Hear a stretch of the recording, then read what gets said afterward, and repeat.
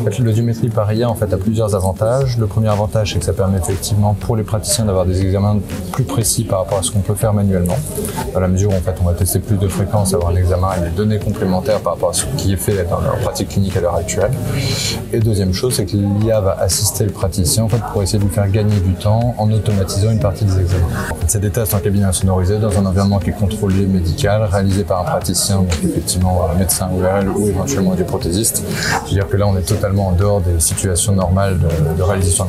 Et en fait, ça présente en fait le seuil de détection du patient, c'est-à-dire la plus petite intensité que le patient est capable de percevoir en fonction de la fréquence. Donc en fait, vous avez la fréquence qui est la tonalité du son. Donc sur la gauche du graphique, c'est des sons graves et plus on décale, plus on arrive dans les aigus.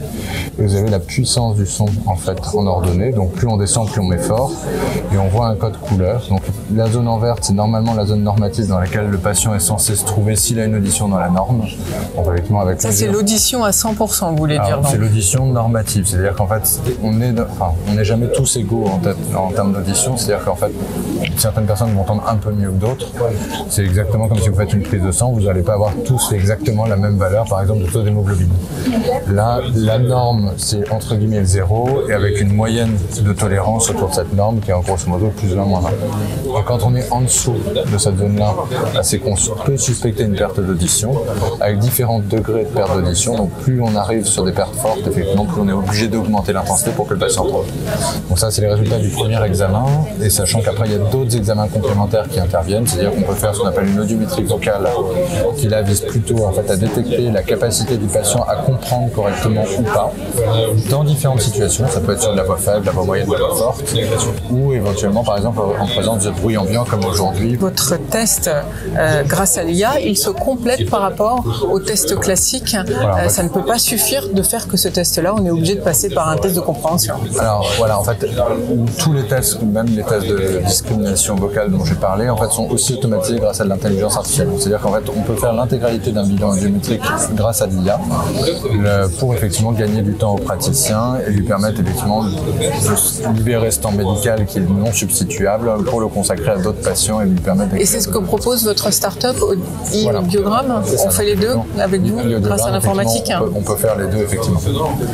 Donc là, par exemple, quel est que vous pensez-vous de ce résultat? La personne doit-elle se faire appareiller ou pas? Là, typiquement, non, parce qu'en fait, les seuils d'audition sont aux alentours de 20 décibels en termes de perte d'audition moyenne, ce qui est hors critère d'appareillage, parce qu'en fait, l'appareillage commence à partir de 30 décibels. Alors, le biogramme, en fait, c'est issu de la recherche à la base. En fait, moi, je suis chercheur initialement au CNRS, en fait, à Paris, à l'École normale supérieure, et ça part d'un constat qu'effectivement, si on veut améliorer la prise en charge des patients, effectivement, il y a des examens complémentaires qu'on peut réaliser, mais c'est très compliqué à mettre en place en pratique clinique courante, dans la mesure où, effectivement, les praticiens ont déjà une contrainte temporelle très forte. Donc c'est là où on s'est dit, il faut qu'on arrive à résoudre les deux en même temps, c'est-à-dire qu'on n'arrivera pas en fait à améliorer la qualité de l'examen tant qu'on ne leur libère pas du temps de façon concomitante. Donc c'est-à-dire qu'on peut faire l'un et l'autre, mais ça peut pas être l'un ou l'autre. L'entreprise, donc on a commencé le développement en 2017, l'entreprise a été créée officiellement en 2020, on a eu effectivement la chance d'être très encouragé par le gouvernement, donc on a été lauréat du concours Innov